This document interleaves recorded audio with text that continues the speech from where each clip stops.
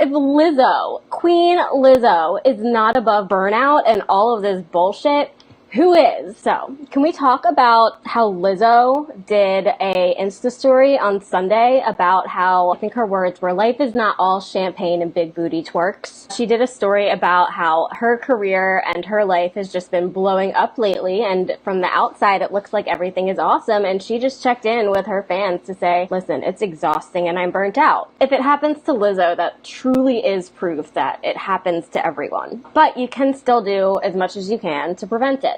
So today I am talking a little bit about the importance of getting organized with self-care and creating systems. We've been taking you inside my Todoist and my Evernote account and my bullet journal, so you can see what it actually looks like for me to create systems for self-care, to give you a little bit of ideas for creating your own. So if this is the first time we're meeting, I am Brittany Berger from workbrighter.co, and this is the Brighter Broadcast, your 10-15 minute-ish tip to work brighter and live better this week. I want you to tell me what is one self-care activity that you wish you could make time for more consistently than you currently do. I won't get into like the nitty-gritty of habit building today because there is a whole unit on that and a whole mini course on that inside the Work Brighter Clubhouse, but I'm going to talk about like some of the tools and habits that I use for creating self-care habits.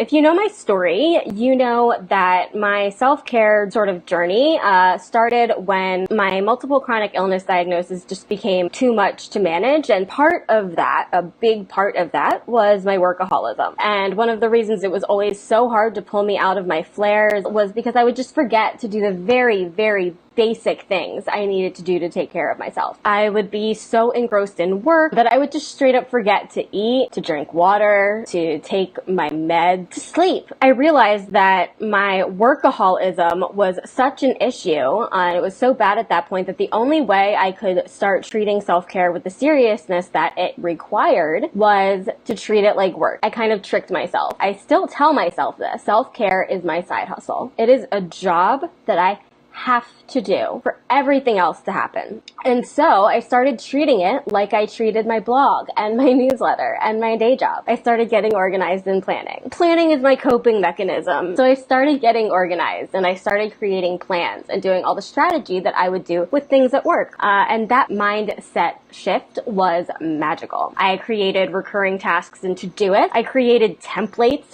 for mental health stuff. I started investing in apps and SaaS tools and software and even IFT and Zapier automations for my self-care. These are all things that we use in our lives so much already, especially if you work in tech or startups or owning your own business. I bet most people watching this have some kind of project management tool in their lives, but has it ever occurred to you to use that for your health? That's how I slowly started getting healthy and shifting my mindset and controlling my workaholism. Well, the self-care systems that I use have definitely changed over the years, and they're always changing. It's still something that is super core to how I stay healthy, how I stay balanced, and how I stay mentally well. Well, as mentally well as I get. I am going to show you what I mean today by talking about the 3 biggest things that made a difference for me, and I'm even going to be showing you the current system. The first organized system that I like to think of was putting recurring tasks for important activities into my task manager. So you can do this whether you use Trello or Asana or the built-in app on your phone, whatever. Pretty much all tools that you can add a task to, you can add a recurring date to nowadays. And recurring tasks are how habits get made. I use Todoist for my personal tasks. I have recurring to-dos for everything from like taking my meds on a daily basis to refilling them at the end of the month.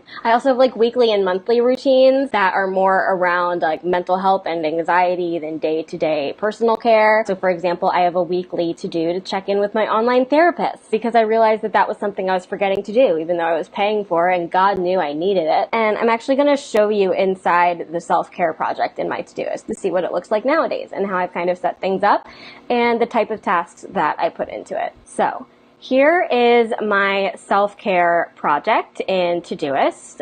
You can see that it's broken up into a few different sections. So the main section that I live out of is my daily routines, and they're all overdue since I purposely didn't cross them off today, so I'd have them up to show you. So you can see that I remind myself to do things like to take my meds, eat breakfast and drink water. Is it kind of sad that I need to put that on my to-do list? Like, maybe, but it's what works and it's what got me healthy, so it's what it is. I am more than happy to do it. Things like my evening routine, which that's when I journal these days, checking in with my therapist, and then I have just similar routines for weekly and monthly. Inside wellness, I have some other stuff, like that's where this will go eventually, like all of the different ongoing appointments that I need to do, things that I need to make. I've just like gotta call my insurance. I've got to reschedule my colonoscopy that's supposed to be happening this month. When I think of something, I write it down. I put it in a planner, just like I would with my business. So yeah, that's what my self-care Todoist project looks like. That thing is so magical. I swear, it's like kept me out of the hospital. I used to be,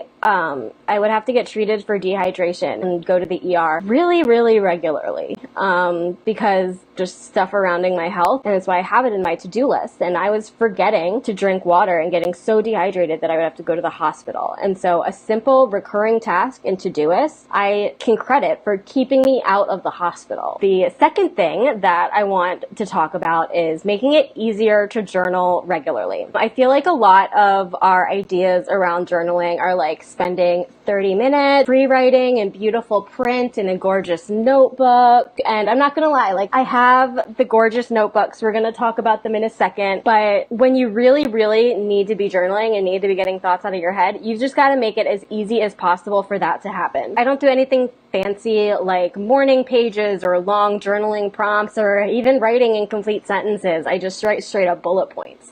But since anxiety is such a problem for me and there's just so much in here, I needed a way to quickly get those anxious thoughts out of my head wherever I was, whatever I was doing. So what really helped with me when I was first starting to get into the journaling habit was just doing it digitally. If I knew that I'd forget and, couldn't remember or didn't feel like writing a whole page down in a physical journal every day, and that also didn't fit with some of my triggers. Like sometimes I would really need to journal when I was in a cab or something like that. So I went digital, and I actually worked out really awesome processes for this, to the point that now, even though I do write in like kind of more big, important ritual type stuff in my physical journal, I still do a lot of digital journaling as well. And so there are two tools that I recommend for this. The first one is called DayOne. DayOne is specifically a journaling app. So it has really awesome features for things that you'll need around that.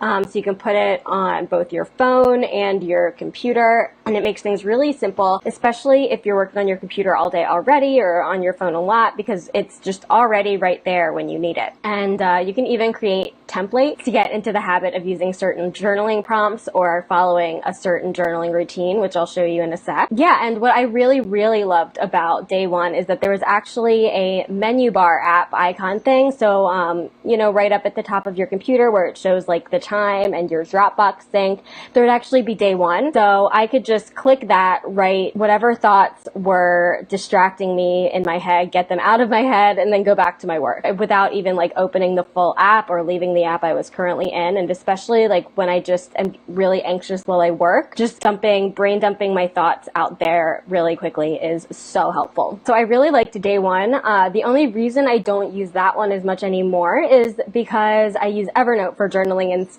And that's really just because I use Evernote for a lot of other things, because it's already open all day. It's really just whatever works for you. I already had Evernote open all the time, and so it was the easiest place for me to journal. So I have templates in there just like I have in DayOne that helps me just kind of, it's almost like filling out a form or a survey of like my own mental health every day, and it's really helpful. So let me share my screen again so I can show you that. So you can see here's what my template for like a monthly reflection looks like. Very emoji filled, just to make it fun for me. The last thing thing that I'm going to talk about today is habit tracking. So this is a really great way to measure your progress, hold yourself accountable, get motivated. If you've ever heard of, it's actually attributed to Jerry Seinfeld, but it's not Jerry Seinfeld, the Don't Break the Chain, where just like having the visual reminder of the progress and all of the days that you've done something in a row keeps you motivated to keep going. And I won't go into the specifics of building habits because there's a whole mini course on it in the Clubhouse, and you can join that at any time. We would love to have you, but no pressure. I want to get into specifically the tracking your progress part of it. So I personally use a bullet journal habit tracker,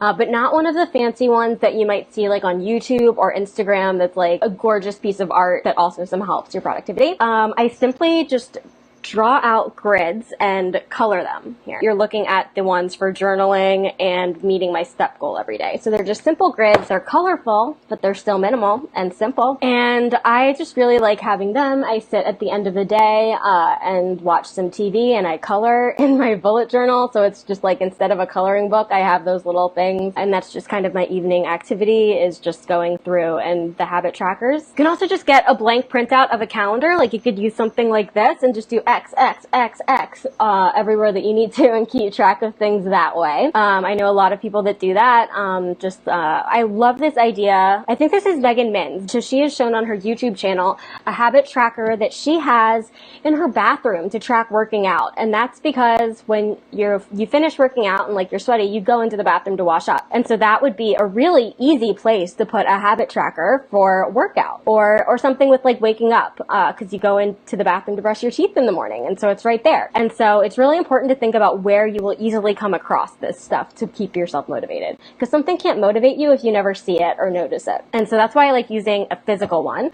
You can also use a digital option if you think that that would keep you accountable enough. Most simply, you can just use a calendar app or a spreadsheet or something like that to just write down when you do things and keep it super simple. But there are a few fun habit building apps that I like to use that I'll show you. And this app that I want to show you is called Aloe Bud. It is specifically a self-care app where you can build a dashboard to remind yourself to do things. What I have on my dashboard is hydrate, motivate, move, health, and fuel. And so that's to check in, and I just tap the dashboard icon to log every time I take my meds or move/exercise. And so stuff like that. It's specifically a self-care app that reminds you and lets you log activities for different just self-care activities, and I love it so much. Another one that I like the look of includes Habitica. So this I think is web only. It's not an app technically, but if you like RPG and really gamified stuff, I think you'll like Habitica.